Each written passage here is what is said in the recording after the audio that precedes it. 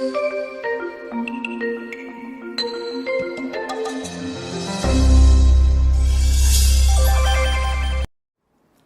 pinag-aralan at sinuri talaga ang preference ng Panginoong Hesus, gusto niya sa mga bagay-bagay quiet, silent, private, simple.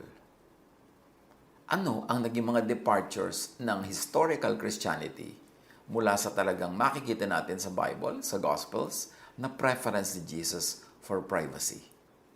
Ang pag-aaral natin ngayon, pinamagatan nating privacy according to Jesus. Ano ba talaga ang katuruan, example na ginawa ni Jesus na may kinalaman sa observance of privacy? Jesus teaches that prayer should be in private. Matthew 6:6, ngunit kapag mananalangin ka, sabi ni Jesus, pumasok ka sa iyong silid at isara mo ang pinto. Saka ka manalangin sa iyong ama na hindi mo nakikita.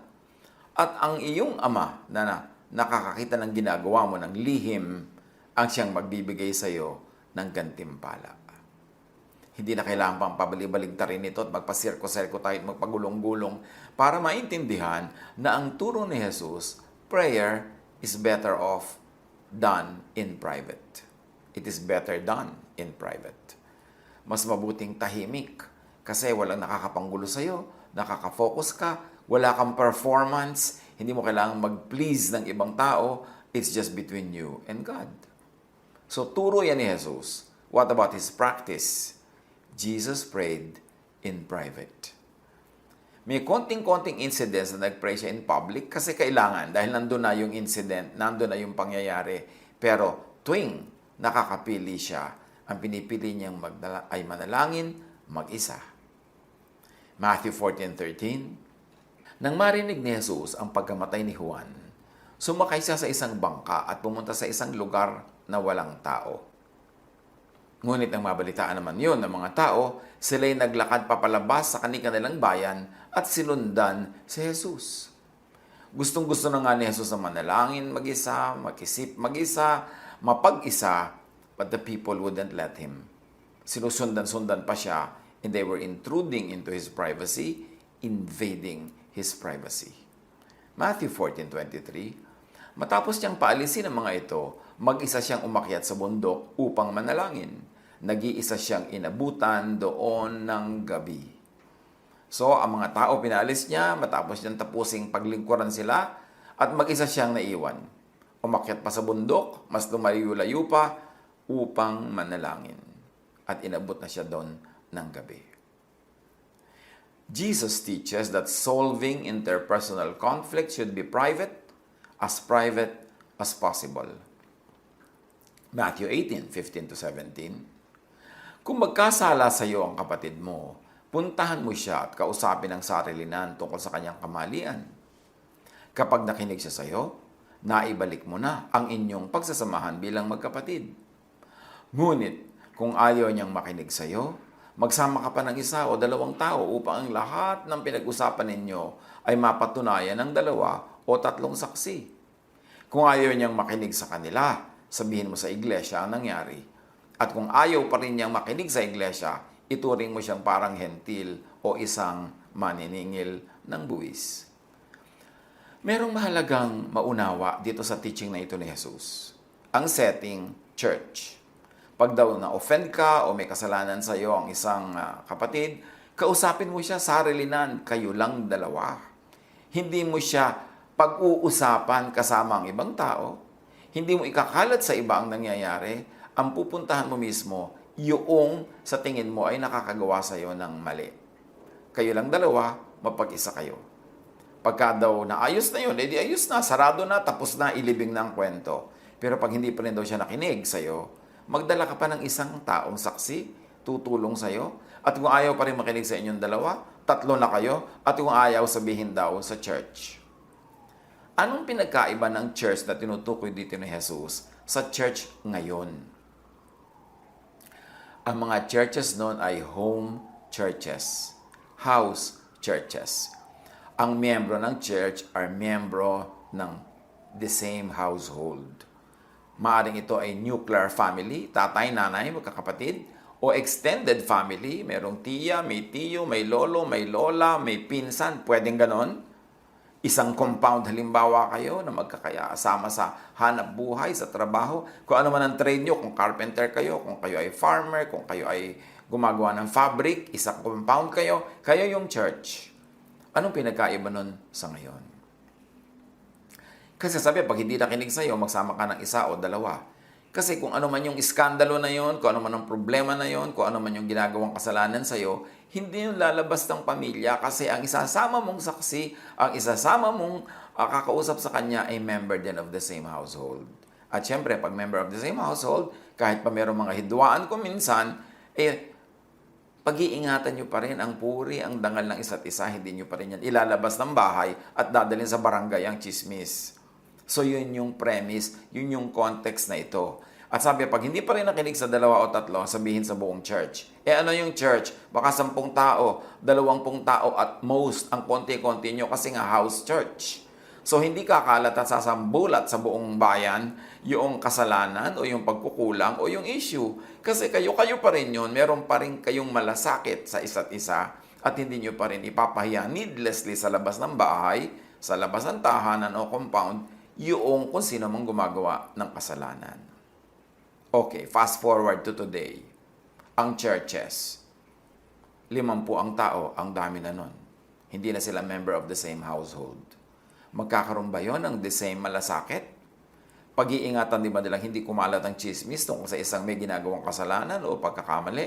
Pag nalaman na nila lahat yun, naalalaman na rin ng mga kamag-anak nila, mga kaibigan nila, na hindi original kamag-anak noong involved, di kakalat na ngayon, nakakasirang puri, nakakasira ng kapayapaan, katahimikan, it destroys the social fabric of the church.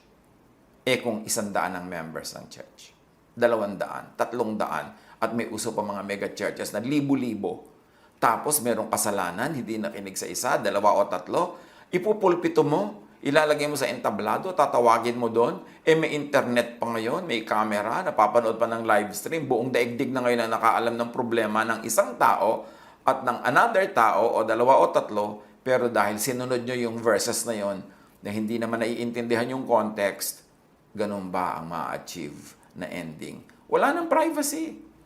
So wala nang privacy yung problema ng tao, wala nang privacy yung hidwaan nila, lalaki, magkakampi-kampihan ng marami, machichismis pa yung mga ibang involved. Kasi siyempre, hindi kahit naman member kayo of the same church, wala naman talaga nung deep love that a family member has for another family member. Dahil hindi mo naman kilala, ang dami-dami nyo, hindi ka na masyadong concerned. Pag-uusap-usapan nyo na ngayon, pag nagkakampi kayo, kumakain, o nagte-text, o sa Facebook, iba na ang panahon. Yung privacy na gusto ni Jesus, dapat pa rin natin yung i-respect. Kasi yung pa rin ang diwa ni Jesus. At yung church noon, konti lang, family, hindi mega, hindi iba-ibang pamilya at iba-ibang lahit, iba-ibang linguistic groups ang nandun, na wala na silang ganong close affinity para pag malasakitan yung mga involved sa problem at sila ay huwag ibilad sa kahihiyan. Importanteng isipin natin yon. Huwag kang sunod ng sunod sa verse, hindi mo naman naiintindihan yung verse. Dapat makukuha natin yung context ng historicity of the event. So as we have said, the church then was a family or a small circle of people close to and interdependent with one another. Ngayon, ano mangyayari? Pagka hindi siya nakinig sa inyo, ituring nyo siyang outsider. Ibig sabihin kasi, kung pare-pareho kayong carpenters, yun ang industry nyo, furniture, pag meron ka itunuring na outsider, hindi siya kasama sa production, wala siyang sweldo, wala siyang kita. Pag farmer kayo, hindi siya kasama sa farming. Pag may trade kayo, hindi siya kasama. Maoobliga siyang mag-behave kung ayaw man niyang kusang mag-behave kasi mawala siya ng hanap buhay. At baka ipatanggal niyo pa siya at palayasin doon sa inyong bahay at compound, mawalan pa siya ng tirahan, lalo siyang maoobligang sumunod. Pero ngayon, sa context ng church ngayon, ipupulpito mo, ipapahiya mo, ibibisto mo sa lahat ang kasalanan ni ganot na ganon. Ituturing nyo pa siyang outsider. Papatanggalin nyo pa siya sa church nyo. Di lalo siya natuwa. Kasi nakalaya siya sa inyong judgment. Nakalaya sa inyong mapanuri na paningin at sa inyong pagmamatsyag at pagmamasid. it will not achieve the same effect that it had in the times of Jesus. Pag tiniwalag mo ngayon isang tao, di atin lang siya sa ibang church, tuwan-tuwa pa yung iba na tanggapin siya, lalo siya ay musician, o singer, o giver, o mayaman, o tinanggal mo pa, nawala yung purpose, hindi ma-achieve yung purpose. At saka, hindi naman family member mo, ituring mo mga outsider, hindi mo rin naman napalaya sa iyong bahay, hindi mo natanggalan ng trabaho, so nawala yung effect na effective lang sa house church. So pag-isip-isipan natin, bago tayo nag-a-apply ng mga verses na in the end nagiging cruel tayo, nasisira yung privacy ng tao, nabibisto ang kanyang mga private lives na hindi naman kailangan ibuyang-yang sa lahat ng taong hindi involved. Pagka hindi sila involved in the commitment of whatever crime people consider to be criminal, edi dapat yun lang involved ang makasali sa usapan kasi stakeholders sila. Little knowledge of Scripture, little knowledge of its historical and cultural background can lead to very erroneous interpretations and even cruel applications. Si Jesus, mahalaga sa kanya ang privacy, mahalaga sa kanya yung dangal, puri, katahimikan at kapayapaan ng individuals. Jesus teaches that those receiving miracles should keep quiet about it. Mark 1:43-44. Matapos mapagbilinan, agad siyang pinaalis ni Jesus at pinagsabihan ng ganito, "Huwag mong sasabihin ito kanino man, sa halip ay magpakita ka at magpasuri sa pare. Pagkatapos mag-alay ka ng handog para sa Diyos ayon sa iniuutos ni Moses bilang patunay sa mga tao na ikaw ay magaling at malinis na." So, sabi ni Jesus, huwag mong ipamalita na pinagaling kita. Ano naman ang ginagawa ngayon ng maraming tao? Public testimony na pinagaling siya, itong ginawa ng Diyos sa kanya. Yung ba ang turo ni Jesus o hindi? Bakit kailangan noon na magpakita sa priest para magkaroon ng testimony pinagaling? Kasi yung priest ang nagde-declare pag ang isang tao unclean. Therefore, naku-quarantine siya, hindi siya nakakapagtrabaho, hindi siya nakakahalubilo sa lipunan, sa kanyang mga mahal sa buhay at mga kaibigan. Sa kailangang i-declare uli ng priest na clean na siya para makabalik siya sa lipunan. That is what the testimony is for. Pero sa buhay natin ngayon, applicable ba itong sinasabi ni Jesus? Manahimik ka dyan. Ayoko na mga tao naniniwala sa akin because of the miracles, because of these big stories. Gusto ko magkaroon sila ng personal na pagkakaunawa sa aking katotohanan, sa aking pag-ibig, at buong katahimikan nila itong ma-absorb at maintindihan, hindi sa pamamagitan ng mga ingay at napakalalaking mga event. Mark 1:34, "And Jesus healed many who had various diseases. He also drove out demons, but he would not let the demons speak because they knew who he was." Again, katahimikan na naman ang gusto ni Jesus. Tapos, uso ang overly noisy testimonies. Hopefully, such modern practices are not just for marketing devices or are not just marketing devices. Na hindi lang yun para maipromote ang isang church, na mag-member kayo dito, gagaling kayo, o maipromote ang isang tao na siya healer, sumunod tayo sa kanya, ang ating dinadalangin. Meron talagang napaka-sincere, nakagustuhan lang na purihin ng Diyos. Pero kahit pa nga, yun ba ang style na gusto ni Jesus? Pag-isip-isip tayo. Dapat lagi nating suriin yung gospel Christianity, biblical Jesusness, kesa sa mga practices ng church over the past 2,000 years. Dapat laging suriin, maka-Jesus ba yan?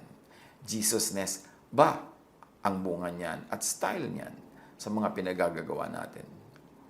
There are many other examples of preference for privacy, tulad sa Matthew 6:17-18. Sabi ni Jesus, sa halip, kapag nag-aayuno ka, maghilamos ka, lagyan mo ng langis at ayusin mo ang iyong buhok upang huwag mapansin ng mga tao na ikaw ay nag-aayuno.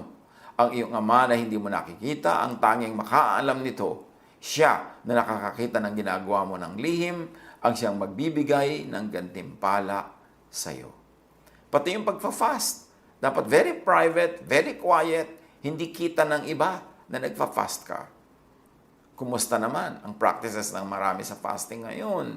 Ganun pa rin ba? Tahimik, quiet, hindi ipinapahalata? O masyadong publicized and announced?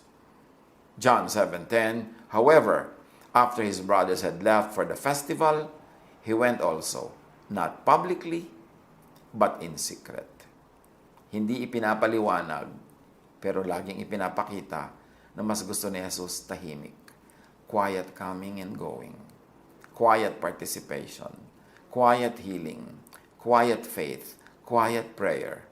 And yet, sinusunod ba yan ng mga taong tinatawag ang mga sarili nilang Christians? Matthew 6:31, then because so many people were coming and going that they did not even have a chance to eat, he said to them, come with me by yourselves to a quiet place and get some rest. Si Jesus, kahit marami pang mga taong nangangailangan ng ministration, pagalingin, i-counsel, ipanalangin, pakainin, pinaiwan muna ni Jesus sa mga yon, sa kanyang mga disciples, kasi pagod na yung mga disciples. Gutom na, puyat na. Ganyan ba tayo ngayon sa ating mga workers? O mabait lang ang church sa guest, tapos halos slave driver sa workers. Yung pagka-guest ka sa church ay may mga palibre-libre pang kape, may mga pa-welcome pa, pa-nicey. Tapos pag naging worker ka na, sobrang-sobra ka ng tinitipid, sobrang-sobra ka ng binapagod, very, very much underpaid and overworked. Si Jesus, mabait sa kanyang mga workers. To the point na niyaya niya at matahimik na umalis, pumunta sa isang tahimik na lugar, magpahinga, kahit pa nga merong pressing need from the many people who needed their ministrations. Si Jesus, mabait doon sa pinaglilingkurang publiko, pero mabait din siya sa kanyang mga kamanggagawa, sa kanyang mga workers. Gaano natin masasabi sa church workers ang ganyang katotohanan? Mabait ba ang church sa church workers? O mabait lang sa bisita para ma-attract, mag-join? At pag naging member na siya, lagot na siya dahil trap na siya, nando na siya. Ganun ba? Nawa, katulad tayo ni Jesus lagi. Kasi sinasabi natin, tayo ay Christian. Pag Christian ka, dapat punong-puno ka ng Jesusness. Hindi Mosesness, hindi lang Paulness or Peterness o kung ano mang ness yan. Kasi mga tao lang sila at maaaring merong mga sistema na hindi sang-ayon sa pamamaraan ni Jesus. Kaya laging suriin ang pamamaraan ng lahat ng religious teachers, religious groups, and churches sa lain kay Jesus. After all, Jesus is the measure of all things, and in Him all things hold together and should hold together. Mark 8:29-30. Ngunit kayo naman, ano ang sinasabi niyo kung sino ako? Tanong ni Jesus sa kanyang mga disciples. Sumagot si Pedro, kayo po ang Kristo. Huwag ninyong sasabihin kanino man kung sino ako. Mahigpit na utos niya sa kanila. So ang style ni Jesus hindi maingay, hindi loud, tahimik. Dahil merong himala na nangyayari sa tahimik na approach, sa tahimik na pamamaraan, tahimik na pag-iisip, tahimik na pananalangin. Mark 9:28, after Jesus had gone indoors, his disciples asked him privately, why couldn't we drive it out? So, na-absorb na rin ng mga disciples yung style ni Jesus to the point na meron silang tanong, hinintay nilang mapag-isa sila, sinundan nila si Jesus, at nung nag-iisa na sila, doon nila tinanong, sarilinan. Hindi lahat ng bagay dapat maingay. Mark 9:9, as they were going down the mountain, Jesus gave them orders not to tell anyone what they had seen until the Son of Man had risen from the dead. So pati ang pagkukwento tungkol sa mga kababalaghan, mga himala, at kung ano-ano pang magagandang bagay, may tamang time. Hindi lahat ng time is a good time to tell spiritual things and truths to many people. So from the gentle, quiet, simple work of Jesus that focused on personal, inner self-growth, some Christianities had evolved to be very public, loud, aggressive, outward, performance-crazed, frenetic. Ang pinagmulan ng pananampalataya si Jesus, ang paniwalang kanyang ginawa, punong-puno ng katahimikan, punong-puno ng privacy, punong-puno ng inner work of the Spirit. Pero over time, ang mga kalipunan na tumatawag sa kanilang mga sarili na Christians ay naging masyadong mahilig sa publicity, maingay, masyadong mga aggressive, at masyadong punong-puno ng performance at nakakapagod ang maraming ginagawa. Review the privacy quotient of your spirituality. Si Jesus ayaw niya nung talagang ginagawa for public consumption. Matthew 23:5, sabi niya about the Pharisees and the teachers of the law, everything they do is done for people to see.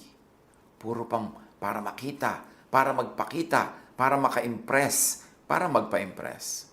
1 Peter 3:4, it should be that of your inner self, the unfading beauty of a gentle and quiet spirit, which is of great worth in God's sight. Ano ang mahalaga? Kalooban. Katahimikan ng loob at yung tining ng loob na pinahahalagahan ng Diyos. Sa ating pagbubulay-bulay, sa ating panalangin, sa ating religious life, develop, return to personal prayer.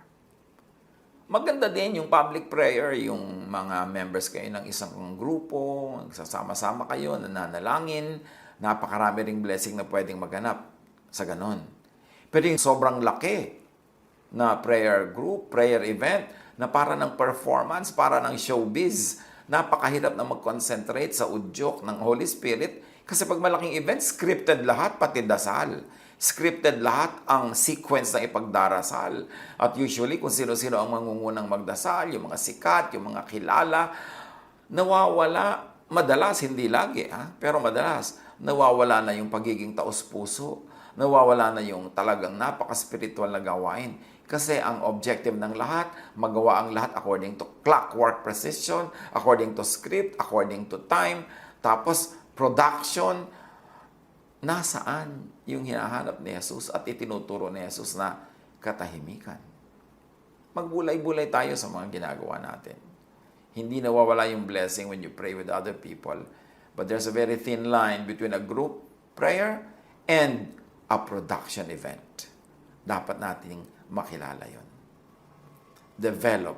Return to personal worship. Hindi kailangan lahat ng worship ay group worship. Hindi kailangan laging maraming tao. Hindi kailangan laging production. Although, you can do a maraming tao event, yung maganda, well done, may mga ilaw, may mga tugtog, may mga sayaw, na hindi production, hindi performance, kundi taos puso. Pwedeng gawin yun. Ang sinasabi lang natin, bantayan ang sarili. Kasi baka show na yan. Baka isa ng palabas. Pero hindi lahat ng maganda, hindi lahat ng malaki ay palabas. Pero napakapayat ng pagkakaiba. Napakapayat nung bakod na naghihiwalay, napakanipis between a big public event and a production number. Malaki ang temptation, pagka malaki ang production, na i-control ang lahat. Therefore, scripted. And how can the Holy Spirit work kung scripted ang lahat? Develop, return to personal study.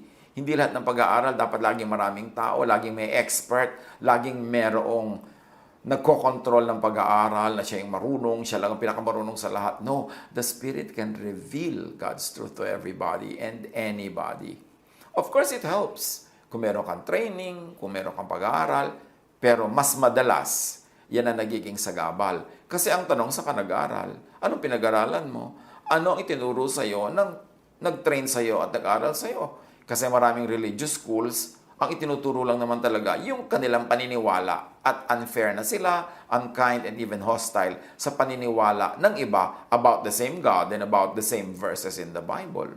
So hindi ko man nag-aral, tama na ang napag-aralan.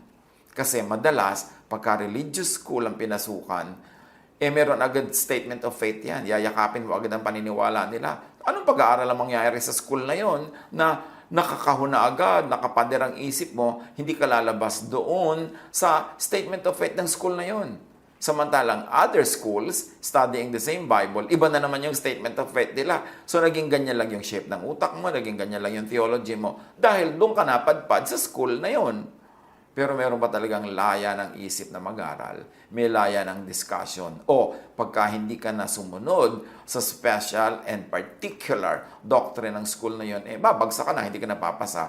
Therefore, mauobliga ka, true or not, honestly or not, sincerely or not, na sumunod doon sa kanilang sinasabi nilang statement of faith. Manuri. Ang nawala kasi ngayon sa maraming modern Christianities, yung personal prayer, yung personal worship, yung personal study, at personal ministry. Personal service according to your conscience, according to how God leads you. Lahat naging under the control of the organization of the institution. Lahat, ang prayer mo, ang pagpe-pray mo, ang menu ng iyong prayer, kailan yun, ang pag-worship mo, ang paraan nun, ang pag-aaral mo, ang pag-aaralan doon, ang ministry mo, controlled lahat ng organization. Pwedeng maging maganda yan kung yung organization ay punong-puno ng Jesusness. Paano? Kung puno ng Pharisees yung organization, di no-control din ng Pharisees ang yung prayer, ang yung worship, ang yung study, ang yung ministry. Mag-isip-isip. Pinahalagahan ni Jesus yung individual, yung small group. Sabi niya, when 2 or 3 are gathered in my name, I am there. Pero maraming churches ngayon, pag sinabing, hindi namin kayo group, hindi kami ang nagpadala ng teacher sa inyo, hindi namin doctrine ang tinuturo sa inyo, therefore wrong kayo. Sabi ni Jesus, when 2 or 3 are gathered in my name, I am there. Whoever sent you, or even if nobody, no human being sent you, merong 2 or 3 gathered in the name of Jesus, praying, or worshiping, or studying, or serving, Jesus is there. That is the truth of the Jesus Church. What makes it a church is not its organizational setup, it's not the history or organizational history of of the church. What makes it a church is if there are 2 or 3 believers, Jesus is there. There is a church. Hindi mo kailangan kumuha ng authority kung kani-kaninong Pilato, kung kani-kaninong tao, kung kani-kaninong organization that claim na sila lang ang may authority. Walang ganon. When 2 or 3 are gathered in the name of Jesus, Jesus is there. Huwag tayong magpakontrol ng sobra. Maganda rin yung may organization, yung may control. Kung ikabubuti, pero kung nakokontrol ka, pati ang iyong paniniwala, ang iyong paglapit sa Diyos, ang iyong panalangin, ang iyong mga aspirations, Jesus came to set free. We should know the difference between being in an organized activity and being in prison, a religious prison. I-develop natin ang ating church membership. Maganda yan. Marami tayong mapupulot dyan. Pero lagi tayong manuri kung tayo ay nagiging Pharisee church or Jesus church. And even if you're already in a very Jesus-centered church, huwag mo pa rin pababayaan ang personal and private prayer, worship, study, and ministry. Kasi doon ka lang magiging totoong-totoo, ikaw na ikaw, kaniig ang Diyos. Pag-isipan ito, i-develop. Hindi magagalit ang Diyos na meron kang ganyang personal spiritual activities. Gusto nga yan ni Jesus. God bless us all.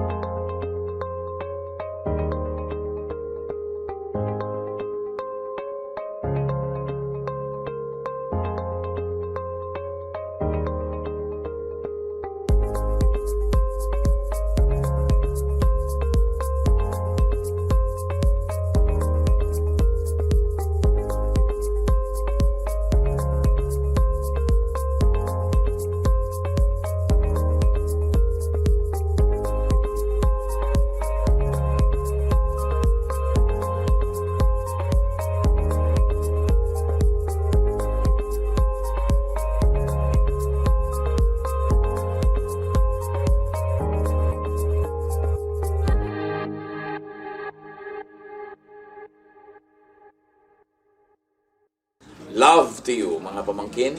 Dito tayo mag-aral ng salita ng Diyos. Dito tayo mag-aral ng mga practical na bagay. Magdalanginan para sa isa't isa. Makinig ng mga mensahe. At dito tayo magsasama-sama spiritually sa ating official Ed Lapis YouTube channel na ang address ay Sabi ni Kuya Ed. Remember, dito tayo ha. Sabi ni Kuya Ed, ang ating official YouTube channel.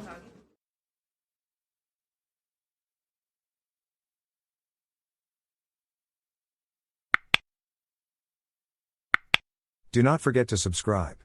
Click the subscribe button and ring the bell for notification. Like, comment, and share our official YouTube channel. Visit Ed Lopi's website for daily devotion, audio podcast, latest video message, send your prayer request, subscribe to mailing list and more. Visit edlopis.com.ph.